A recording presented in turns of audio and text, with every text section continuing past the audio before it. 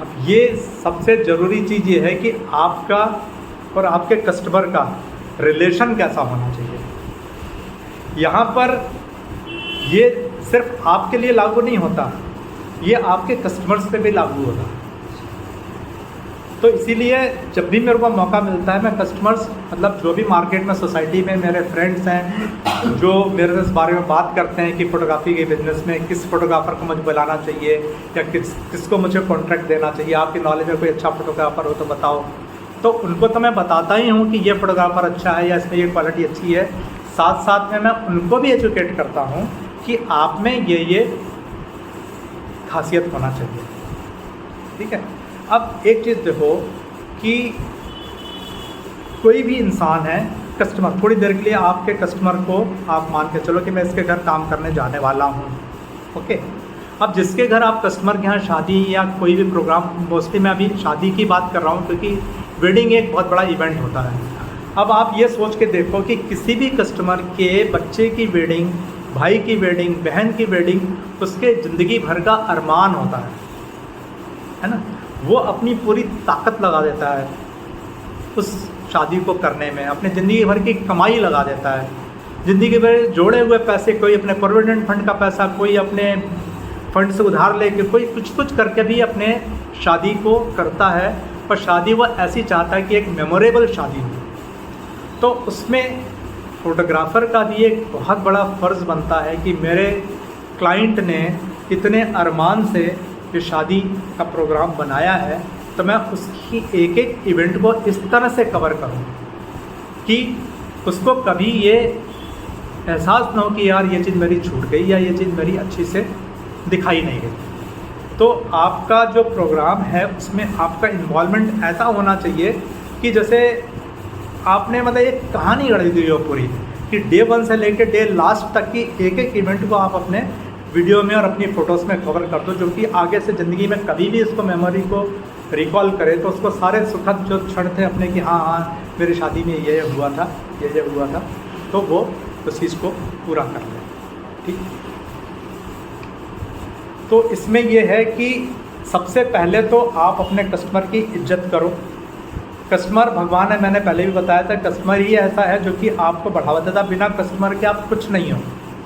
आपकी ज़िंदगी में, आपकी सफलता में आपका कस्टमर ही आपका सबसे बड़ा सहायक रहेगा। ठीक है। तो सबसे पहले जब आप कस्टमर के पास जाते हो या कस्टमर आपके पास आता है, तो सबसे पहले आप उससे ये पूछो कि साहब आपकी मेरे से क्या क्या उम्मीदें हैं, और पहले सुनो आप उसकी कि जैसे उसने आपको बुलाया है तो वो क्या क्या चाहता है आपसे, वो सब बताएगा। मुझे ये चाहिए, मुझे ये चाहिए, मुझे ये चाहिए, सब उसकी जो भी एक्सपेक्टेशंस होंगी आप शांति मन से सुनते जाओ। हो सके तो एक कागज़ डायरी लेके जाओ और लिखते भी जाओ कि वो क्या क्या चाहता है। ठीक है। जब आप पूरा सुन लो कि वो क्या क्या चाहता है, उसके बाद आप उसको अपना बताओ कि मैं आपको ये दे सकता हूँ, पूरे एक कन्विक्शन के साथ में कि ठीक है साहब आप ये चाहते हो ना, मैं आपको ये दे सकता हूँ, मैं आपको ऐसी फ़ोटो दे सकता हूँ, मैं आपको ऐसा प्री वेडिंग शूट दे सकता हूँ, मैं आपको ये दे सकता हूँ। जो कुछ भी है सब साफ साफ उसको बता दो, और अपना पुराना जो आपका पास्ट रिकॉर्ड है, आपका जो एक्सपीरियंस है, वो सब उसको दिखा दो सामने कि मैं ऐसी खींचता हूँ, आपकी भी ऐसी आ जाएगी। तो वो उसमें जो भी अगर सलाह देता है या जो भी प्लस माइनस कराना चाहता है वो करा दो आप। ठीक है। उसमें फिर आपकी और उसके बीच में पैसे की जो बातचीत हो, बिल्कुल क्लियर कट में वहाँ पे अंडरस्टैंडिंग हो जाना चाहिए कि साहब ये मैं करूँगा, इसका मेरा ये चार्ज लगेगा। वो आपसे कुछ कम करवाने की बात भी कर सकता है। आप उसमें ये बोल सकते हो साहब पैसे मत कम कराओ मेरे से, क्योंकि पैसे तो देखो ऐसा है कि जो भी मेरा खर्चा है उतना तो लगेगा ही लगेगा, बाकी आप उसके अलावा मैं आपको ये फैसिलिटीज़ और दे सकता हूँ। तो मार्केट में अपने आप को इस्टेब्लिश करने के लिए सामने वाला मान लो 50,000 में काम करता है, मैं 30,000 में करने को तैयार हो जाता हूँ, इससे आपकी कभी भी बढ़ाई नहीं होगी। देखो आज की तारीख में कभी भी सस्ते से किसी को इम्प्रेस करने की कोशिश मत करना। सस्ता मतलब घटिया है वो, ये याद रखना। दुनिया में कोई भी आदमी अगर सस्ता है तो घटिया है, सस्ते कपड़े हैं तो घटिया है। वही कपड़े आप बड़े बड़े ब्रांड के 2,000 की शर्ट लेके आते हो, सड़क पे वो बेचारा 300 रुपये की बेचता है तो आपको लगता है नहीं यार वो घटिया है। मेरी 3000 वाली शर्ट अच्छी है, जबकि ऐसा है नहीं, एक्चुअली में नहीं है ऐसा। वो शर्ट पे अगर मैं वाला ब्रांड लगा दूँ 300 रुपये वाली शर्ट के ऊपर और मैं पहन लूँगा, पहचान नहीं पाओगे कि वो 300 रुपये वाली या 3000 वाली है, क्योंकि उतनी समझ लोगों में नहीं है। ये जो कोई भी चीज़ सस्ती या महंगी होती है ना, बहुत सारी छोटी छोटी बारीकियों की वजह से होती है। तो कस्टमर में उस चीज़ की समझ भी होनी चाहिए कि यार ये सस्ता क्यों है और ये महंगा क्यों है। लेकिन जहाँ आपने अपना दाम घटाया, आप सस्ते हो जाओगे और आप घटिया डिक्लेयर हो जाओगे।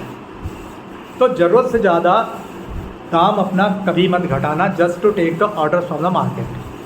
ये मेरी बात याद रखना, जो आपका एक उसूल है, मेरा सिद्धांत है कि ये, बाकी आपको अपने कॉस्ट की कैलकुलेशन कैसे करनी है वो मैं आपको अलग से बताऊंगा कि कैसे कॉस्ट कैसे कैलकुलेट की जाती है, मुझे कस्टमर से पैसा लेना कितना है। कभी भी अनड्यू पैसा किसी से मत लो, जो आपका जेन्युइन प्राइस बनता है वही लो, लेकिन जेन्युइन से नीचे कभी मत लो। ओके, अब ये सारी चीज़ें जब हो जाती हैं तो जब आपका एक रिलेशन बन जाता है कस्टमर से, आपका कॉन्ट्रैक्ट भी हो जाता है कि हाँ मैं आपके यहाँ तैयार हूँ काम करने के लिए, उसके बाद आप उसको कुछ एक्स्ट्रा ऑफर दो। जैसे मान लो उसने आपको 30,000 में काम दिया, 40,000 में काम दिया, 50,000 में काम दिया, या नए नए हो सकता है आपको 15,000 का ही काम मिले। अच्छा, दुनिया में हर तरह के कस्टमर्स हैं, किसी कस्टमर का बजट सिर्फ 15,000 का होता है, तो वो ऐसे आदमी को ढूंढता है कि 15,000 वाले काम करने वाले कौन कौन से लोग हैं। तो जैसे मान लो मैंने बताया ना कि ABCD 4 कैटेगरी है, तो जो D कैटेगरी है वो 7,000 से 15,000 तक का काम करती है। तो अभी जैसे आप अगर बिल्कुल नए उतरे हो मार्केट में, आपके पास कोई एक्सपीरियंस नहीं है, तो आपको 15,000 से ज़्यादा का काम नहीं मिलेगा।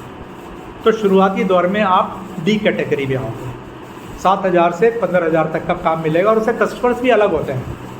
तो एक कस्टमर भी ABCD 4 कैटेगरी के होते हैं, और फोटोग्राफर्स भी ABCD 4 कैटेगरी के होते हैं। तो जो जिस कैटेगरी का कस्टमर होता है उस कैटेगरी के फोटोग्राफर्स को ढूंढ लेता है। उसी तरीके से B कैटेगरी का जो कस्टमर होता है B कैटेगरी के फोटोग्राफर को ढूंढ लेता है। A कैटेगरी का जो फोटोग्राफर जो कस्टमर होता है वो A कैटेगरी के कस्टमर फोटोग्राफर्स को ढूंढ लेता है। A कैटेगरी मतलब जो लाखों रुपए खर्च करते हैं, करोड़ों रुपए खर्च करते हैं शादी में, तो उनको भी एक ब्रांड चाहिए होती है। मतलब वो एक आम आदमी से नहीं खिंचवाएंगे। हो सकता है आपकी क्वालिटी और उनकी क्वालिटी सेम हो, लेकिन उनके फोटोग्राफर जो हैं सूट और टाई में आएंगे, गोरे चिट्टे रहेंगे, अंग्रेजी बोलने वाले रहेंगे, बढ़िया बढ़िया कैमरे 8-8 लाख 9-9 लाख के कैमरे लेके आएंगे, बड़े बड़े लेंस लेके आएंगे, तो उनका एक ब्रांड प्रमोशन होता है उसमें। तो बेसिकली हर सोसाइटी का अपना एक ब्रांड इमेज होती है, तो अपने इमेज के हिसाब से वो चीज़ें सेलेक्ट करता है। जैसे मान लो अगर किसी ने 3 करोड़ की शादी की है, तो उसी कैटरिंग के 5 स्टार में होगी। आपके शहर का जो एक 10,000 रुपये की थाली या 12,000-1200 रुपये की थाली वाला जो कैटरर होगा वो उनकी शादी में नहीं आएगा। उनकी शादी में फिर 5 स्टार कैटेगरी के कैटरर्स आएंगे, उनकी शादी में फिर 5 स्टार कैटेगरी के डेकोरेटर्स आएंगे, उनके शादी के सूट्स होंगे वो लाखों में होंगे, लहंगे होंगे वो लाखों में होंगे, तो वो एक कैटेगरी अलग हो जाती है। तो उनका सब कुछ कैटेगरी उस कैटेगरी में हो जाएगी। फिर B कैटेगरी है, मान लो 50,000 से 2.5 लाख तक की शादी का पैकेज होता है। वो कैटेगरी एक आम कैटेगरी है, जो कि मतलब जो स्टूडियोज़ वाले होते हैं। C कैटेगरी वो होती है जिन्होंने अपने घर पे इस्टेब्लिशमेंट कर रखा है और घर से ही काम करते हैं, उनको मार्केट में इस तरह के क्लाइंट्स मिल जाते हैं, उनके लिए काम करते हैं। तो उनकी पैकेज होती है 20,000, 25,000, 30,000, 40,000, 50,000 के आसपास, ठीक है। लेकिन जो D कैटेगरी है, D कैटेगरी से आप शुरुआत करते हो। आप जब शुरुआत कर रहे हो D कैटेगरी से, तो आप एकदम से ख्वाहिश मत पालो कि मुझे B कैटेगरी के बराबर में रातों रात खड़े होना है। रातों रात दुनिया में कोई सफलता हासिल नहीं कर सकता। आप ये मान के चलो कि मेरी जो D कैटेगरी के क्लाइंट्स हैं, D कैटेगरी का मेरा जो काम है वो मेरी पहली सीढ़ी है C तक पहुंचने की। C पे जाके जब आप और काम अच्छा करोगे तो आप B पे पहुंचोगे। B पे जब आप काम करके और पैसे कमा लोगे, थोड़े से अपनी और इस्टेब्लिशमेंट बना लोगे, तो फिर आप A कैटेगरी की तरफ जा पाओगे। लेकिन शुरुआत आपकी D, C, B, A से ही होगी। तो आपको मैंने शुरू में ही बताया था, आपको संयम रखना है, धैर्य रखना है, अपने आप पे भरोसा रखना है और हार्ड वर्क करना है। रातों रात नहीं आएगा। तो स्टार्ट विद D कैटेगरी। आपको 5,000, 10,000, 15,000 के ऑर्डर मिलेंगे, कोई दिक्कत नहीं है। करो आप। और एक चीज़ ये भी बता दूँ, जो 15,000 रुपये का जब आप ऑर्डर लेते हो, पर सामने वाला जो 50,000 का ऑर्डर लेता है, उस 50,000 में 50,000 नहीं जाते उसके घर में। उस 50,000 का ऑर्डर करने के लिए कम से कम वो 30,000 रुपये खर्च करता है। वो 50,000 का जो, देखो अभी मैं इस पर फिर क्लियर करता हूँ, डी कैटेगरी में जब आप 15,000 का ऑर्डर ले रहे हो, आप अकेले काम कर रहे हो। आपको ना तो किसी को तनख्वाह देनी है, ना आपको दुकान का किराया देना है, ना आपको इंश्योरेंस कराना है, ना आपको एडवर्टीज़मेंट पे कोई पैसा खर्च करना है। जो 15,000 रुपये आ रहा है वो सीधा आपकी जेब में आ रहा है। उसमें जो आपका खर्चा हो रहा है 2-4-6,000 रुपये जो भी खर्चा होगा छोटा मोटा, लेकिन आपको कम से कम 10,000 रुपये तो बच रहा है ना। अब उसमें कैमरा आपका कितने का है, मुश्किल से 20,000, 25,000, 30,000 का है। उसके बाद जो बी कैटेगरी का जो फोटोग्राफर है, जिससे आप ईर्ष्या कर रहे हो सो कॉल्ड, मतलब कि यार मैं उसके बराबर क्यों नहीं हूँ, वो बी कैटेगरी का इसलिए कि उसने थोड़ा खर्चा किया है। उसके कैमरे अब आपसे महंगे हैं, उसने 1.5 2-2 लाख के कैमरे खरीद लिए हैं। उसके साथ में 1-2 काम करने वाले लोग बना लिए हैं उसने, 2-3 लोग उसके साथ में जाते हैं, तो उनको भी तनख्वाह देता है वो, तब जाके उसको 30,000 रुपये मिलते हैं। 30,000 में से करीब वो 15,000 रुपये तो बांट देता है लोगों को। तो उसकी जेब में कितने गए, 15,000, प्लस उसका जो कैपिटल इन्वेस्टमेंट हुआ 3-4 लाख रुपए का, उसका भी तो आप कुछ दोगे ना। तो इसलिए ये मत सोचो कि यार देखो वो इतना कमा रहा है, पहले आप उसके बराबर बनो। उसी तरीके से बी वाला जो है सोचता है यार कि मैं तो 50,000 का काम करता हूँ, सामने वाली पार्टी जो है 2 लाख रुपए लेती है। ऐसा नहीं है, 2 लाख रुपए जो लेते हैं उनकी टीम में कम से कम 8-9 लोग रहते हैं। तो 8-9 लोग की सैलरी, 8-9 लोग रहते हैं, उसमें कम से कम उनके 5 कैमरे चलते हैं। 5 कैमरे की कैपिटल इन्वेस्टमेंट वो हो गई करीब करीब 10 लाख रुपए। ठीक है, 10 लाख रुपए को अगर बैंक में रख दो तो धीरे धीरे हालत में 8% तो उसका ब्याज आएगा। वो पैसे कौन देगा, है ना। तो वो पैसे जो है कस्टमर से निकलते हैं। तो बेसिकली आप ये मत सोचो यार मैं तो 15,000 लेता हूँ, सामने वाला 50,000 लेता है, वो बहुत मज़े कर रहा है। बहुत मज़े दुनिया में कोई नहीं कर रहा है। जितना ज़्यादा जो कमाता है उतना ज़्यादा उसको खर्च भी करना रहता है। आप क्या सोचते हो, जो 2.5 लाख का जो मेरा जो पार्टियां हैं, फोटोग्राफर से 2.5 लाख रुपए जो पार्टी से चार्ज करते हैं, तो 2.5 लाख रुपए उनकी जेब में जाता है क्या? नहीं। 2.5 लाख में करीब करीब जो है 50,000 तो खाली वो पब्लिसिटी में खर्च कर देते हैं। 1.5 लाख रुपए तो खाली वो सैलरी में खर्च कर देते, क्योंकि उनके पास जो फोटोग्राफर्स, उनके जो असिस्टेंट्स होते हैं वो भी कोई नॉर्मल फोटोग्राफर थोड़ी रहते हैं, वो भी वेल क्वालिफाइड फोटोग्राफर्स हैं, जो एक दिन का 1-1 लाख रुपए चार्ज करने वाले भी लोग हैं।